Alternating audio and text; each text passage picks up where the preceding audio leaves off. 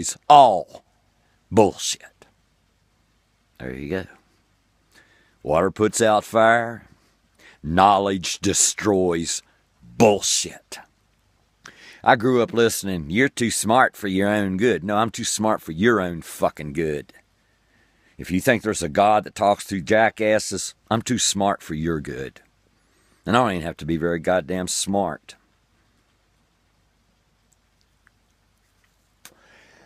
Belief and faith are almost identical. Faith is believing in something that can neither be proven nor disproved. It's a void. It's nothingness. Put in whatever you want in the gap. Put whatever you want in it. Put pearly shoelaces, put little elves, put gods, put demons, put karma, put any fucking thing into your belief system that you want to, because it has no rules, boundaries, nothing. It's a system of believing what is not real. This is home to me. Really, really hard. With the exception of my cuz here, my twin cousin. And my other cousin, his sister. Everybody in my family's told me I was too smart for my own good. Told me I think too much. How the fuck do you think too much? I know a millionth of a fraction of what there is to know. Einstein maybe knew 3% of what there is to know. I heard a rumor, it might have been an urban rumor, an urban myth, that what made Einstein so smart was most people have use of 1.5% to 2% of their brain. Einstein had use of 5% of his brain. Thinking is the only reason humanity is here. Here's what it is. You are either an evolutionist or you're wrong. That's it. That's as clear-cut as it can fucking get. There is no chance that we got here any other way than evolution. Now, the two questions in evolution are what triggered the Big Bang? We don't know yet, so we don't stick in some acid-tripping, voodoo-humming belief system. We don't know yet. We don't know what triggered the Big Bang.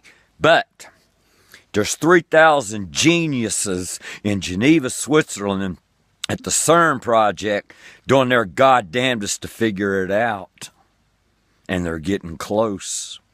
The second thing that science does not know is what caused the first conscious thought somewhere around anywhere from 5 million years ago to 4 billion. I'm a highlight scientist. It intrigues me. But I'm all over the place in what I learn, so I never focused just on science. After millions of years of organisms falling together, falling apart, falling together, falling apart, finally enough stick together. And it becomes the first multicelled organism. This is evolution for dummies like me. But they don't know where the first conscious thought come from. Well, there's a young chemist and physicist at Massachusetts Institute of Technology. What is it? MIT, yeah. He's got a good theory. He's got a good theory. And it ain't going through the fucking Christian Science. It's not going through false science. It's being tested all over the goddamn world. And when those two questions are answered, what triggered the Big Bang and what gave the first conscious thought somewhere around just call it 3 billion years ago, we'll have figured out the critical steps to go on and figure out the rest of this marvelous universe. I've been told, how can you live wanting to know everything? There's no mystery in that. I don't know everything. I just said I know a fraction of a percent of everything. I want to know more. I know the limits of my intelligence. Most smart people do. I can't learn what I want to know. There's not enough time left. Knowledge is the enemy of bullshit. And people who want to promote bullshit, apathy, lies, comfort, selfishness, and sociopathy push bullshit. Let me tell you something else science has proven beyond any Catholic, Baptist, Jehovah's Witness, mystic, voodoo, hoodoo debate. There's not a consciousness in the universe. The earth didn't happen on purpose. There was no reason for the earth to come to be. It didn't come to be for a reason. There was a reason that it happened. Nothing in the universe meant for there to be a volcano. It's a result of actions. Einstein explained it. Action equal reaction. Cause, effect. The same thing applies to humans except for the mind. We get to plan a cause and an effect. A surprise birthday party. An application for a job. We're trying to make something intentional happen right here on this goddamned earth. Inside our brain, with our experience, with what we know. Karma. Let's get there. There's 7 billion people on the planet. Every day, we all do something good and something bad. According to karma, there's a reaction for all of that. So let's say I do 20 good things a day and 20 bad things a day. So karma, just me. Karma's setting up or figuring out a way to make people, events, the cosmos line up so that I receive the proper justice or reward for what I did, good or bad. It's going to stop traffic lights. It's going to stop wind from blowing. It's going to stop people from having thoughts. It's going to stop people from taking a shit at a particular time so that they can intervene in the traffic light where I get hit and get my leg cut off because I fucked somebody up. Now, multiply me times 7 billion. If you mystics, if you horoscope people knew one damned thing about our universe that you don't want to know nothing about except God did it, and it's divine right order, you'd know that not one single law of the fucking universe can be changed except for in a black hole. And that's the new frontier. What the hell goes on in a black hole? In this universe that we live in, a miracle is impossible. A miracle would disturb everything in our solar system. It could possibly end all life. Because the universe is a whole lot like the human body. It's brutal, mean, and tough as hell, but yet it's very fragile.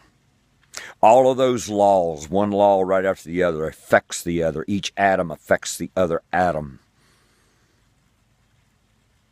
There has never been a shred of evidence for a consciousness that guides a goddamned thing.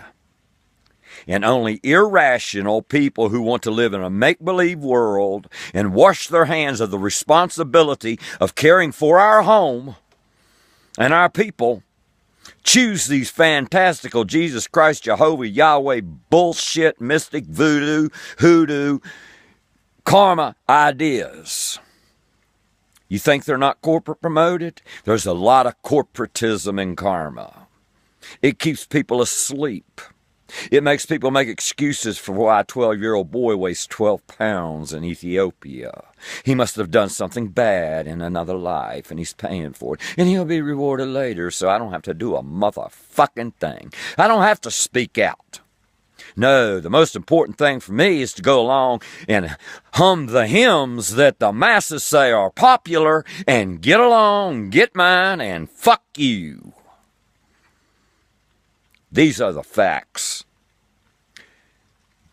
Believers don't know facts. Facts are indisputable. Beliefs are nothingness. They're built on air.